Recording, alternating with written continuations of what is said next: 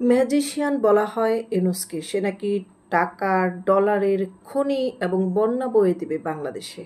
কিন্তু এই ১৫ মাসের মধ্যে ম্যাজিক দেখিয়ে বাংলাদেশ ব্যাংক খালি করেছেন ইউনূস। ১ বছরে ঋণ খেলাপি বেড়েছে ৩ লাখ কোটি টাকা। আরও নানাহ বিদেশিদের সাথে অনৈতিক অতিরিক্ত অপচয়মূলক কিছু চুক্তি আছে।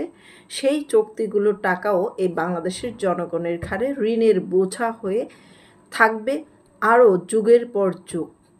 এইরকম বাণিজ্যিক ঘাটতি, বাংলাদেশ ব্যাংকে ঋণের ঘাটতি, বাংলাদেশকে তলাবিহীন ঝুড়ি করে দেওয়ার ঘাটতি সব কিছু পূরণ করতে হবে। হয়তোবা আরও ৫৫ বা ৫৪ বছর নয়, ১০০ বছর পিছনের বাংলাদেশ যে অবস্থায় ছিল সেই অবস্থায় আবার চলে যেতে পারে।